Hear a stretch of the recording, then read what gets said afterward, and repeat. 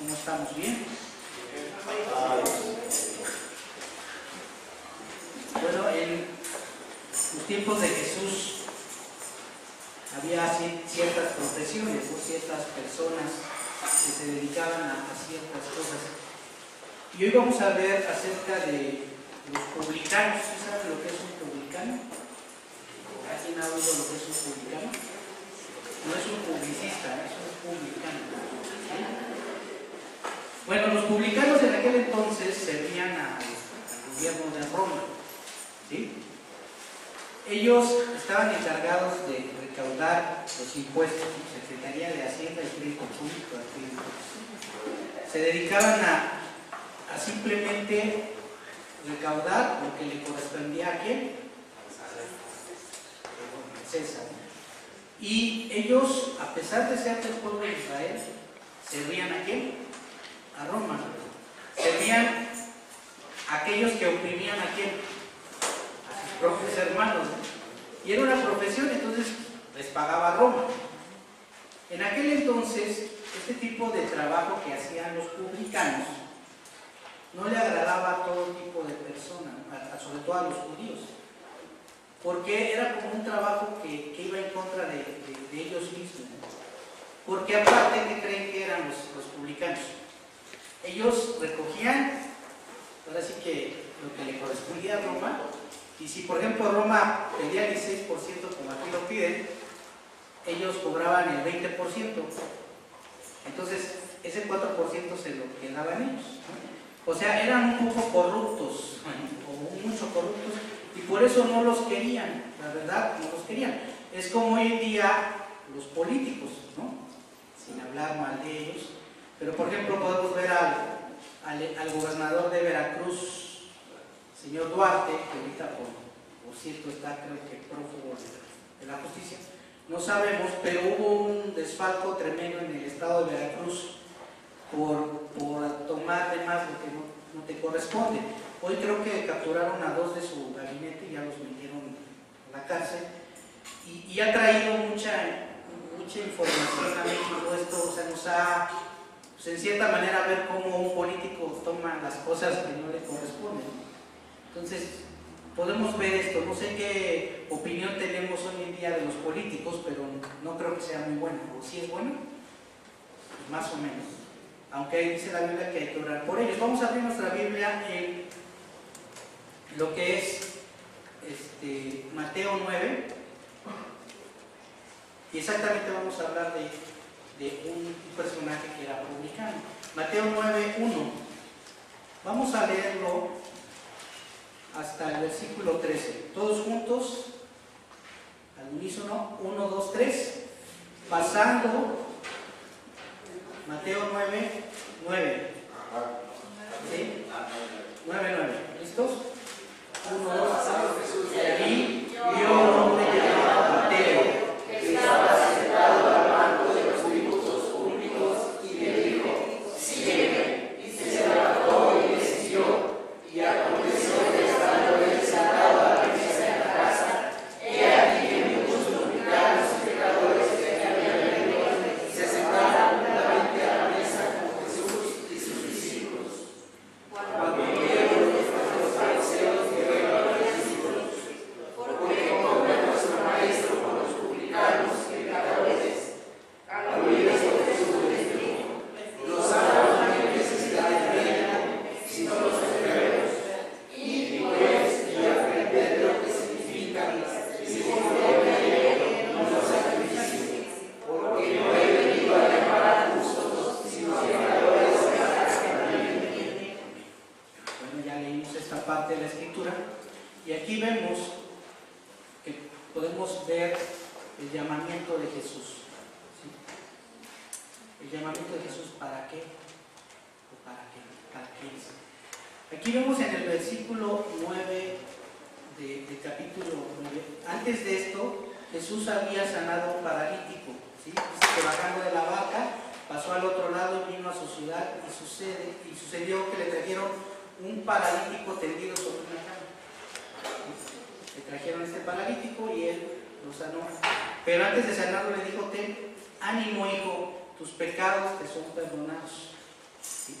Y vemos cómo Jesús lo sana y lo critican porque le dijo que los pecados, y Jesús le dice, bueno, es más fácil decir, levántate, anda, o tus pecados te son perdonados, pues para que veas que yo soy el Hijo del Hombre, lo levanta y lo sana, y recibe una sanidad. De ahí, pasando Jesús de ahí, vio a un hombre llamado Mateo, que estaba sentado en el banco de los tributos públicos, y le dijo, sígueme, y se levantó y le siguió. El primer llamado que vemos aquí, el llamado de Jesús es a seguirlo a él. Primero le dice, sígueme. Dice que lo ve sentado en el banco de los tributos a Mateo. Estaba trabajando Mateo y le dice, sígueme. ¿Sí? Y le dice, levanta. ¿Y qué hizo Mateo? Se levantó y lo siguió. ¿Sí? Yo quiero que comprendamos un poco esta situación. Él era cobrador de impuestos. ¿Ganaba mal Mateo? No tenía un sueldo despreciable. Imagínate todos los beneficios que tenía Mateo como recaudador de impuestos. ¿Sí? Imagínate los beneficios que él recibía porque él era como un político hoy en día. Tal vez tenía fuego, no sabemos, pero ganaba bien. ¿Cuánto gana un diputado hoy en día? Yo te pregunto a ti, ¿qué harías con 120,000 pesos mensuales? A veces eso es lo que con trabajos ganamos al año, ¿no? Con un sueldo más o menos de 10,000 pesos por 12 ganarías 120,000 anuales. Pero estas personas lo ganan en un mes. Lo que tú y yo ganamos en un año con trabajos, ellos se lo embolsan ¿en cuánto tiempo? En un mes, ¿sí? Entonces el trabajo de Mateo no era cualquier cosa, era redituable. ¿Qué conllevaba que ganara ese dinero? ¿Sí? ¿Qué vida social llevaba él? ¿De quién estaba rodeado? No lo sabemos, pero no le iba mal a Mateo. Y de repente él está sentado ahí y Jesús le dice, sígueme. ¿Y él qué hace? Se levanta y lo sigue. Imagínate, si tú fueras compañero de trabajo de Mateo, ¿qué harías? Dirías, ay Mateo, espérate, aguanta, ¿qué vas a hacer? ¿No? ¿A poco ahí dice que dio las gracias o algo? Él se levantó y siguió a quién? A Jesús. ¿Cómo estamos nosotros cuando Dios nos dice, o Jesús nos dice, sígueme? Tenemos que dejar muchas cosas, ¿o no? De aquí hay ejemplos vivientes de que dejaron bastantes cosas por seguir a quién? A Jesús. ¿Sí? Ahora, aquí Jesús lo llama para un tiempo completo y para ser su discípulo. Tal vez unos no fuimos llamados para ser de tiempo completo, pero estamos sirviendo en la casa de Dios. ¿Sí? Haciendo un preámbulo, yo sí quiero agradecer al pastor Guillermo porque de los 8 años que estuve fuera de aquí, mi corazón ardía por regresar. Y tal vez muchos no lo saben, pero mi corazón estaba aquí en Trigo Dorado, ¿no? Y si una iglesia amo es Trigo Dorado.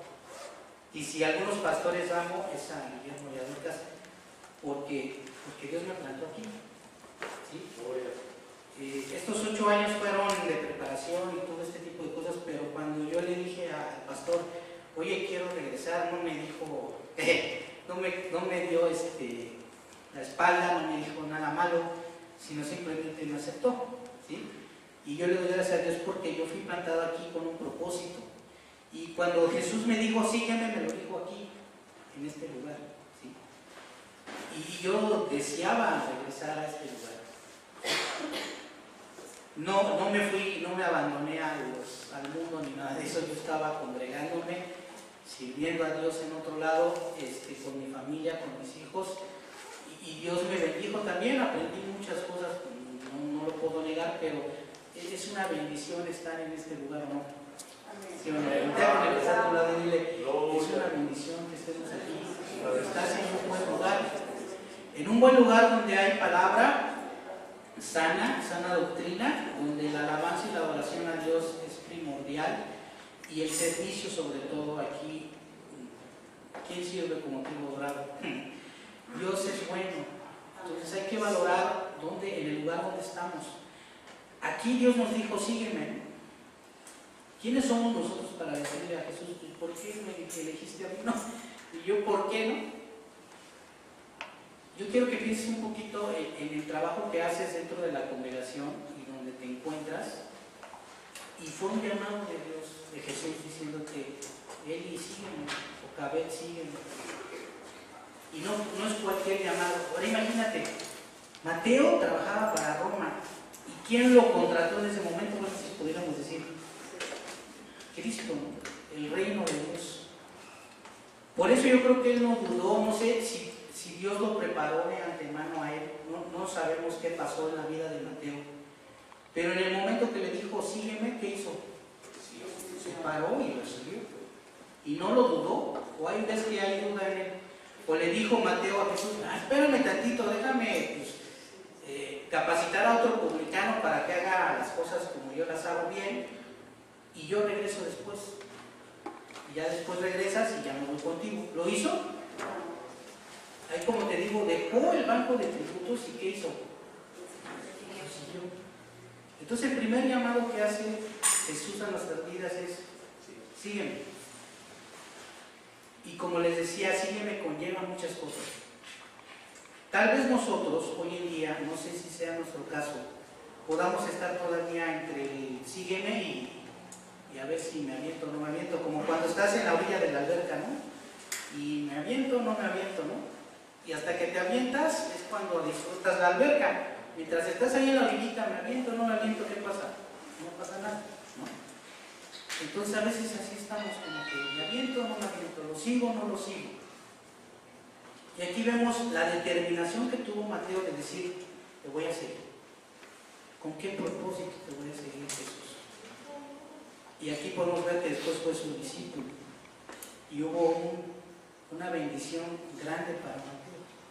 Entonces podemos ver cómo Jesús nos llama y depende de nosotros nuestra decisión, si lo seguimos o no. Porque en otra parte de la Biblia vemos también a un personaje igual, el rico, que le dice, ¿qué has hecho? No, pues he seguido toda la ley desde mi niñez y era un joven rico. Y le dijo lo mismo Jesús. Dijo, ve ahora y vende todo lo que tienes y ¿qué? Gracias. Bueno, ¿qué hizo el joven rico? Se entristeció en su corazón y no lo siguió. Entonces ahí podemos ver que hay elección de que si tú quieres seguir a Jesús, lo puedes seguir. Y si no lo queremos seguir, pues también muy respetable. Jesús es un caballero que respeta tu decisión, el libre albedrío que todos tenemos. Pero aquí podemos ver la determinación que tuvo Mateo de decir, sí, sí te sigo. ¿Sí? Luego aquí dice también que aconteció que estando él sentado a la mesa en la casa, he aquí que muchos publicanos y pecadores que habían venido se sentaron juntamente a la mesa con Jesús y sus discípulos. También podemos ver aquí que Jesús nos llama a ser bendición a otros. Porque aquí, en la casa, para que tú invites a alguien en la casa, ¿qué necesitas hacer? ¿Alguien ha invitado a alguien a su casa? Tienes que hacer ¿qué? Una comida especial, como dice la hermana Ofe. ¿Eso qué trae? Un trabajo y gasto. Matar un borrego, hacer una barbacoa, no sé, una barbacoa de pollo, no sé. Lo que quieras hacer o quieras darle a tu invitado, ¿qué pasa? Requiere eso. Pero yo quiero que veas también la vida de Mateo, porque dice que se acercaron ¿quién? Muchos ¿qué? ¿Y quién era Mateo? Entonces, ¿por qué se acercaron publicanos? Porque él era publicano, porque tenía una buena relación ¿con quién? Con ellos. O sea, lo querían, no lo sabemos, pero aquí probamos que él tenía una relación con los publicanos y era una buena relación, porque si no, ¿cómo vas a ir a la casa de alguien que tienes mala relación? Fueron los publicanos y muchos ¿qué? Pecadores. Y aquí vemos cómo Dios o Jesús nos llama a hacer ¿qué? Bendición. ¿Bendición a quién? A los que nos rodean, al próximo. Que es tu prójimo, el más próximo a ti. Pero no eran familiares, eran compañeros de profesión y pecadores. Y se acercaron a la mesa. ¿Y qué hicieron en la mesa? ¿Tuvieron una comunión con quién? Con Jesús. Vemos otro punto, fuimos llamados a tener una comunión con Jesús. Porque a través de la vida de Mateo, él pudo tener una comunión con quién? Con Jesús. No sabemos qué Jesús hizo en ese momento, no sabemos de estos publicanos y pecadores cuántos aceptaron a Jesús o cuántos fueron sus seguidores. No sabemos cuántos fueron parte de los discípulos de Jesús, pero hubo un impacto, ¿sí? Hubo un impacto en sus vidas. Ahora una pregunta, ¿tú invitarías a cualquier, bueno ya lo había dicho, no invitarías a cualquier persona a tu casa? ¿Sí? Aquí podemos ver dentro de esto de que Jesús nos llamó para tener una relación con Él, y la hubo. Dice que vieron esto los fariseos y dijeron a los discípulos: ¿por qué come vuestro maestro con los publicanos y pecadores? En otras palabras, ya te había dado el contexto histórico de aquel entonces de cómo veían a los publicanos. Hoy en día te pregunto, ¿tú invitarías a tu casa a un narcotraficante? ¿Tú invitarías a tu casa de la colonia? Tú conoces al narcomenudista, ¿no? El que o no lo conoces, o tú sabes quién es. ¿Tú invitarías a tu casa al ratero de la colonia? ¿Es que lo conoces? ¿De veras lo invitarías a tu casa? Y aquí dice que Jesús invitó, o sea, Jesús comió ¿con quién? Con los publicanos. ¿Con quiénes? Con los pecadores. ¿Qué significa eso?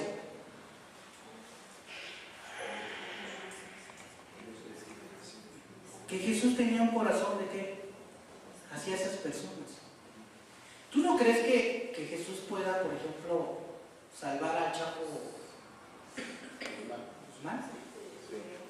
¿Tú no crees que lo pueda hacer? ¿Tú crees que Jesús no pueda salvar al Mochaorejas? ¿Lo puede hacer o no lo puede hacer? ¿Tiene el poder para hacerlo? Depende de él que se arrepienta. Pero ¿qué haría Jesús en nuestros días? ¿Con quién comería? ¿Estaría nada más en la iglesia comiendo con nosotros? ¿O estaría buscando a la gente que realmente lo necesita? ¿Sí? Aquí a veces nosotros también nos ponemos como, no siempre, pero a veces somos como los fariseos. ¿Y por qué estás allá? ¿Y por qué te juntas con esta persona? No te estoy diciendo que a veces sí es necesario, si tú por ejemplo tenías un problema de alcoholismo, pues que trates de evitar a los alcohólicos, porque si no vas a puedes caer, ¿no? Pero si Dios hacía algo, una obra en tu corazón como debe de ser, pues podrías hacerlo. Aquí vemos que Jesús comió con ellos. ¿Quiere decir que si Jesús comió con ellos, se hizo como ellos? Había un testimonio de Jesús hacia ellos. Y algo diferente. Tú y yo podemos estar en una fiesta pagana, si tú le quieres llamar así, y ser ¿qué? Diferentes. Tener un buen testimonio. Y la gente misma te pregunta, oye, pues, ¿cómo le haces, no? A mí de veras no me creen en el trabajo cuando les digo que no tomo, porque dicen que tengo cara de borracho. Y cuando entró un jovencito y me dice, no, pues es que tú tienes una cara de borracho. Verás que cuando hagamos una fiesta te voy a poner hasta atrás. Llega a la fiesta y pues me ve que no tomo nada. Me dicen que si estoy curado, que si no sé qué más. Y no, la verdad no. Y es chistoso cómo a mí me tocó el no tomar. Si te lo explico, no me la van a creer. Yo no lo platicaba a Javier. A mí me dio el asco el alcohol por un tío, mi tío Alfredo Aceves. Él no conocía de Dios y estábamos en Huastepec. Yo tenía como una edad de 9 años y tenía una tecate bien fría en la mano con su limoncito y su sal. Algunos los voy a dejar, no sé. Y la verdad a mí se me antojó esa cerveza. Y mi tío me vio así, es que me das, y me dice sí, y me dio la cerveza. Cuando me tomó la cerveza, pues ¿a qué crees que me supo? A rayos. Me supo amarguísima y me acuerdo que la escupí y ya. Llega la secundaria y ya ves que los amigos son así de, te dan tu vaso de coca, pero resulta que le echaron otra cosa. Me tomo esa bebida y ¿qué crees que pasa? Me acuerdo de aquel entonces y me vuelve a dar asco y otra vez. No te soporto a veces ni el rompope, y aquí está Erika y testigo, ni la sidra. Yo el alcohol en la boca no va conmigo. Pero es una cuestión mía, ¿no? Yo sé que a algunos les gusta y van a decirme, es que no lo has probado. Es que sí lo probé y no me gustó. ¿Sí? Pero a mí me pasó eso. No sé por qué. Gracias a Dios. Yo una vez le decía a un compañero, prefiero comprar 2 litros de leche que comprar alcohol o algo así, ¿no? Entonces ahí podemos ver que tú puedes ser luz en medio de tu vida. También cómo te puedes ir yo me he ido a convenciones a Acapulco y yo le tengo que ser fiel a Erika, ¿sí? Y te lo digo, yo soy hombre de una sola mujer. Y ahí, aunque me tachen de santito y todo, de veras, dan las 11 y yo me voy a dormir, ¿sí? Y tengo que ser ejemplo y luz en medio de ¿qué? De tinieblas. Entonces quiere decir que tú puedes estar en un lugar con pecadores, publicanos, el que tú me digas, ¿y qué pasa? ¿Vas a hacer lo que ellos hacen? No. Es ahí donde tenemos que ser una diferencia y demostrar nuestra relación que tenemos con ¿quién? Con Jesús. Entonces el hecho no es, no tomo porque Dios no me lo permite. ¿Dónde dice la Biblia que Dios no te lo permite? No tomo porque le hace daño a mi cuerpo, así de sencillo. No fumo porque le hace daño a mi organismo. No me drogo porque me hace daño, ¿sí? Es preferible que digas ese tipo de cosas a que todo parece que hacemos que de Dios un Dios prohibitivo en todo, y no, o sea, Él nos da una libre voluntad y nos dice, tú escoge lo bueno, tú escoge lo malo, ¿no? En ningún momento Él te está diciendo, es porque no nos conviene las cosas, no las hacemos. Y aquí podemos ver que podemos impactar a los que nos rodean sin necesidad de quemarnos o de pecar. Lo podemos hacer, aquí lo dice, porque Jesús mismo lo hizo. Y dice aquí, al oír esto Jesús les dijo, los sanos no tienen necesidad de médico, sino ¿quiénes? Los enfermos. ¿Tú cuándo vas al médico? ¿Cuando estás muy bien de salud? Cuando te duele el estómago, cuando te duele la cabeza, cuando te mareaste, cuando te caíste, te fisuraste algo, es cuando vas a dónde. Pero si no tienes nada, ¿qué pasa? ¿Vas al médico? Entonces aquí por eso Jesús dice, los sanos no tienen necesidad de médicos, sino ¿quiénes? Enfermos. Si lo viéramos en lo espiritual, ¿en dónde estamos nosotros? ¿Somos sanos o enfermos?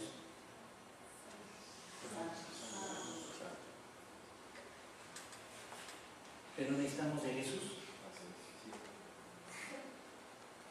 ¿Sí me explico? Dice la Biblia que no hay un solo justo, todos somos, por cuanto todos pecaron, estamos ¿qué? Destituidos de la gloria de Dios. Es como aquel hombre que llegó al McDonald's y pidió su combo, y iba con su pareja, pidió socorro. Entonces el muchacho que le cobraba, sin querer, le dio 150 pesos de más. Y se da cuenta aquel hombre, y el hombre le dice al cajero: ¿sabes qué? Es que me diste 150 pesos de más. Y el cajero, ¿cómo crees que se quedó? Porque él los iba a pagar. No, pues no paraba de elogiarlo y decirle: oye, eres una chulada, eres una persona honesta. Déjame hablarle a los reporteros, le dice al señor, déjame hablarle a los reporteros para decirles lo que hiciste, que todo México se entere que hay una persona honesta, porque no cualquiera regresa 150 pesos, ¿no? Ya está bien emocionado aquel, hablándole a Televisa, a TV Azteca, cuando de repente le dice el hombre a aquel: no, espérame, no digas nada. Dice: ¿por qué? Dice: no digas nada. Dice: porque la mujer que viene conmigo no es mi esposa. Entonces, podríamos ser muy justos en algunas cosas, pero en otras, ¿qué? Injustos. La regamos, metemos la pata, cometemos muchos errores y muchos pecados, de omisión, de comisión, pero lo importante es que diario nos tenemos que arrepentir de esos pecados y pedirle a Dios que Él nos perfeccione cada día. No somos perfectos o somos perfectos, no, vamos camino a una perfección, pero a veces como que queremos exigir perfección en otros cuando nosotros mismos, ¿sí? A veces nos desviamos, a veces cometemos, somos muy justos en unas cosas, pero en otras, ¿qué? Somos injustos, pecamos y estamos destituidos, ¿qué? De Dios. Pero por su gracia y por su amor podemos estar hoy en día aquí sentados tú y yo, y Dios nos redarguye. ¿Cuál es la diferencia con el mundo, con nosotros? Sencillo, que tú cuando vas a hacer un acto malo, ¿qué pasa? El Espíritu Santo te redarguye y te arrepientes, te echas para atrás. ¿Por qué? Porque ahí está Jesús. Y por eso aquí dice: los sanos no tienen necesidad de médicos, sino ¿quiénes? Los enfermos. Debemos de a veces decir: sí, Señor, la verdad, estoy enfermo. Necesito que tú me sanes, que tú trabajes en esas áreas que todavía me están fallando. No sabemos dentro del cuerpo de Cristo, pero como que me falla el páncreas, o me falla la vista, o me falla, algo me falla, y es cuando Jesús interviene y dice: los sanos no tienen necesidad de médico. Los fariseos así se creían. Ellos se creían los mejores del mundo y decían: no, pues de aquí nosotros somos los mejores. Y veían mal todo eso, que te juntaras con la gente que no era de tu creencia o de tu posición, porque ellos pensaban que no, nosotros estamos bien y ellos están mal, ¿no? Y a veces no, nosotros también hacemos eso. Indirectamente no andamos juzgando. Aquí mismo en la iglesia, muchas veces andamos hasta juzgando al de al lado y decir: ¿por qué? ¿Y por qué él? ¿Y por qué yo no? ¿Y por qué lo llamaron a él y a mí no? A veces podría haber un celo, no lo sé. Yo sé que aquí no pasa, pero en otras iglesias sí pasa. Pero bueno, sí llega a haber esa situación. ¿Por qué? ¿Y por qué bendices al que es malo y al que es bueno no lo bendices? Porque simplemente Dios es así, soberano, ¿sí? A veces no es la bendición de Dios, a veces es el fruto de tu trabajo. No es la bendición de Dios a veces, ¿eh? Es que tú, pues, así, aquí dicen un lema aquí en México: ¿cuál es? El que no tranza, ¿qué? ¿Y qué pasa? Pues todos tranzan, ¿no?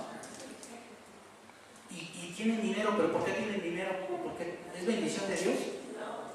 No, entonces, ¿por qué le vas a tener celo a alguien que simplemente no es la bendición de Dios? La Escritura dice: busca primero el reino de Dios y su justicia, y todo lo demás vendrá por añadidura. Cuando habla de añadidura es que Jesús lo único que te prometió que no te va a faltar es techo, comida y vestido. ¿Alguien aquí no tiene techo? Levante la mano el que no tiene techo. ¿Alguien aquí no tiene vestido? ¿Alguien aquí no se quedó sin comer hoy? ¿Dios es fiel a su palabra? Sí. Entonces, con que tengas techo, comida y vestido, Dios está cumpliendo ¿qué? Su palabra. Dice que no ha visto a un justo ¿qué? Desamparado o mendigando el pan. ¿O tú has visto a un justo de aquí? ¿Alguien de aquí ha ido a mendigar pan? No, porque Dios es fiel. Y a veces, aunque no tienes, Dios te bendice y abre una puerta y dices, Dios mío, gracias. ¿No? Yo no dije nada, pero tú lo dijiste. Porque Dios no permite que te falte nada. Entonces aquí dice también, y pues y aprender lo que significa misericordia quiero y no sacrificio. Misericordia quiero y no ¿qué? Esta escritura Jesús la está tomando de otra escritura.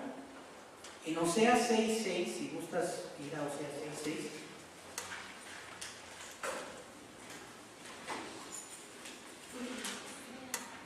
Oseas, el profeta Fresa. 6:6 dice: porque misericordia quiero y no sacrificio, y conocimiento de Dios más que holocaustos. Si tú ves el contexto, dice: andaré y volveré al lugar hasta que reconozcan su pecado y busquen mi rostro, en su angustia me buscarán. La única manera de buscar a Dios es ¿en qué? En la angustia. Venid y volvamos a Jehová, porque Él arrebató y los curará, hirió y nos vendará. Nos dará vida después de 2 días en el tercer día.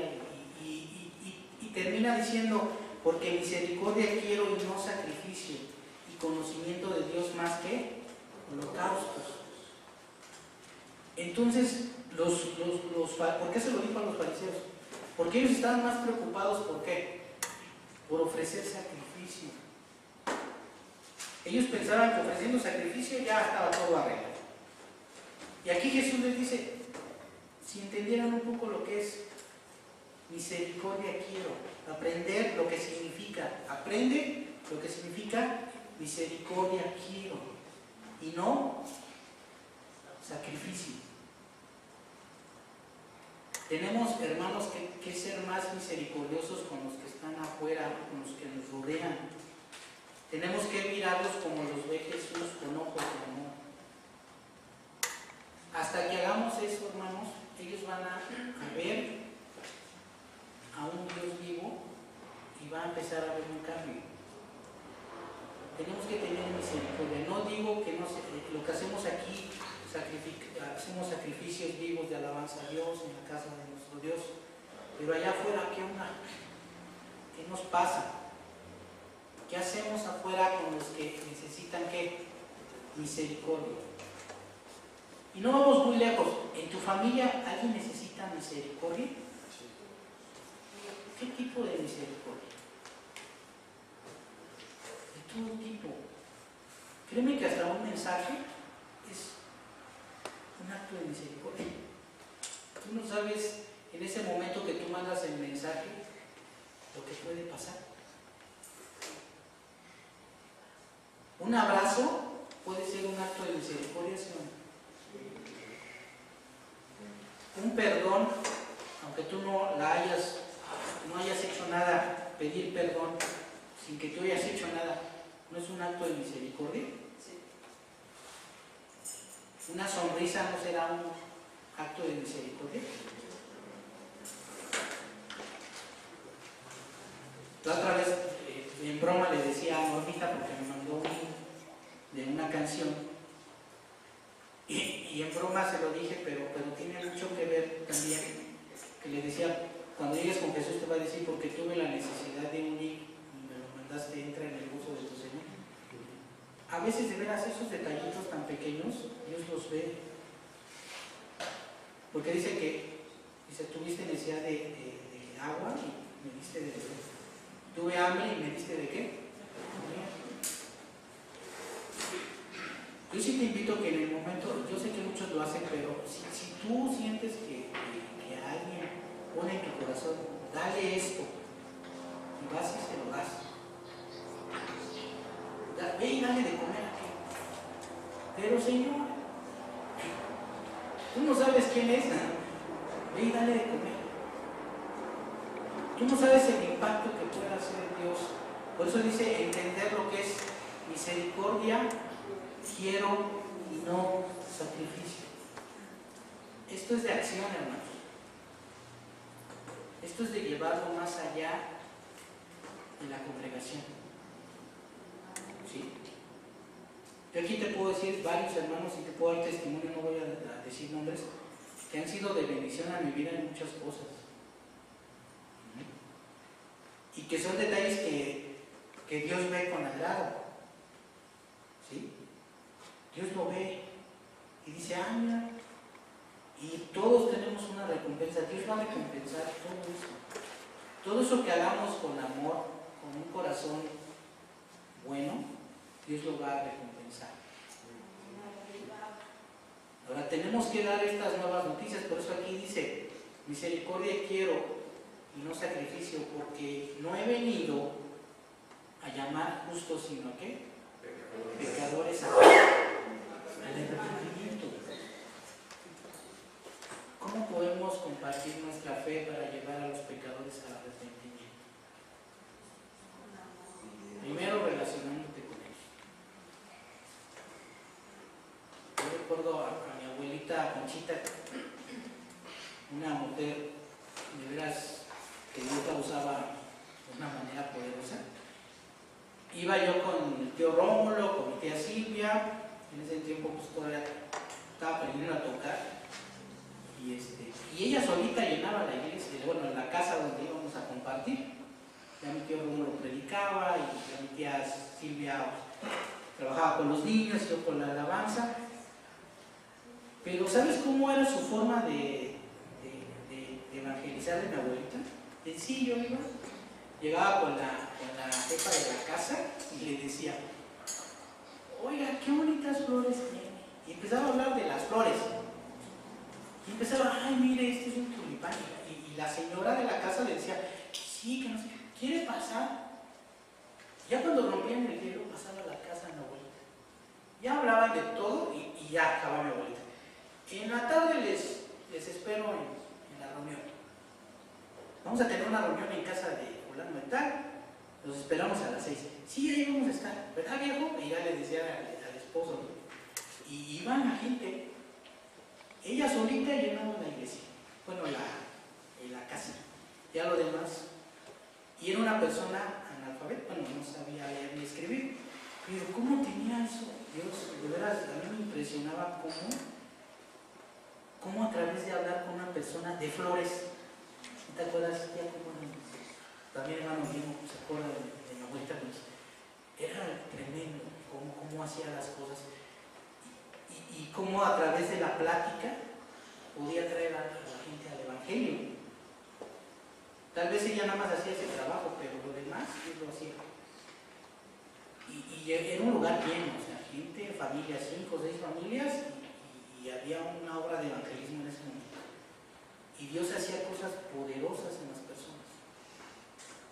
Nada más de ponerle atención a qué, a unas simples flores. ¿A ti de qué te gusta hablar? Háblalo con las personas, igual tienen ese mismo, ¿cómo se dice? Interés. Puedes hablar de deportes, de algo, y es el rompehielo ¿para qué? Para después llevarlos al arrepentimiento, ¿no? Poco a poco. Podemos llegar a ese grado, ¿no? Oye, mira, pues vamos a hablar de esto y después comparto. Entonces, misericordia quiero más que qué? Que sacrificios. Tenemos que tener un corazón lleno de misericordia a las personas que no conocen a Dios. Y a los que tal vez tú digas, no das, dices, no, esta persona no creo. Y resulta que después de años lo ves, es que crees, ya soy cristiano, y lo ves totalmente cambiado, rasurado, limpio, y dices, ¿qué le pasó? Pues tal vez tú siembras en un momento, pero no vas a ver la cosecha, pero luego después de mucho tiempo, ¿qué crees? Te lo encuentras y resulta que Dios lo cambió, ¿no? Entonces a veces nosotros mismos no nos damos cuenta del crecimiento. A veces tú tienes a tus hijos todos los días y los ves. Y luego lo ven los tíos o los primos y dicen, estoy bien grandote, Abrancito, ¿no? O cualquier persona, está bien grandote, tu hijo ya está muy grande, muy alto, y tú no lo ves así, porque lo ves diario, pero los demás sí lo ven. Yo también, por ejemplo, yo te puedo dar ejemplos. A mí me dio mucho gusto cuando predicó Ismael. Yo veo su crecimiento. Mi hermano Nati, Viri, ¿no? Que yo los conocí de hace tiempo, y verlos ahora trabajar en esto y predicar, dices, Dios, gracias. Porque tú ves ahí el crecimiento de las personas. Hay que tener misericordia, hermanos, de los que vienen abajo. No sabemos en un futuro que los que vienen abajo resulta que después va a ser los que Dios escoja y tome para hacer su voluntad perfecta en muchas cosas. Por eso tenemos que ayudar a los que vienen abajo. ¿De quién? De nosotros. Tenemos que apoyarlos y tener misericordia de ellos. Y ese es más que nada lo que Dios como parte central. Jesús aquí dice, misericordia quiero más que sacrificios. Así como estás, te voy a hacer unas preguntas. Cierra tus ojos y contéstalas tú mismo. Pregúntate, ¿por qué Jesús quería asociarse con todo tipo de gente? ¿Por qué crees que Jesús quería asociarse con todo tipo de gente?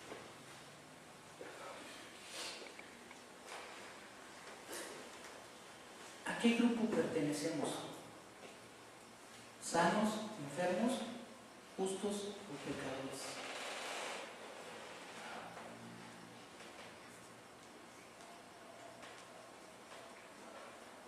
¿Por qué a veces es más fácil sacrificar algo para Dios que mostrar gracia para nuestro vecino? ¿Por qué?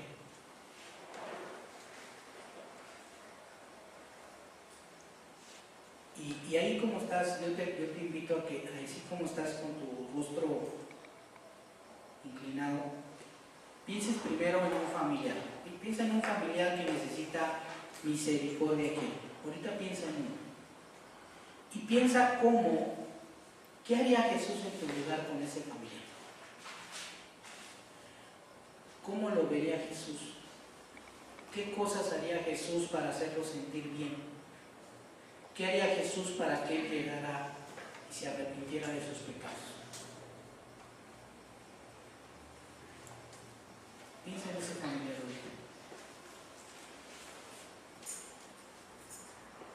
Ahora piensa en una amistad, compañero de trabajo, que necesita misericordia y no sacrificio. Piensa en él o en ella. ¿Qué haría Jesús si estuviera delante de esta persona?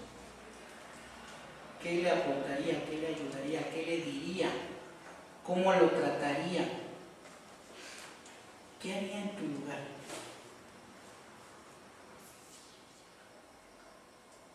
Y con esas dos personas tenemos para empezar a hacer eso. Yo te pido que en este momento ores por estas dos personas y le digas a Jesús, Jesús, quiero saber lo que es sacrificio, no quiero sacrificio, sino misericordia quiero. Y ora por esta persona y ponte en sus zapatos. Cuando interceder es ponerme en los zapatos de la persona.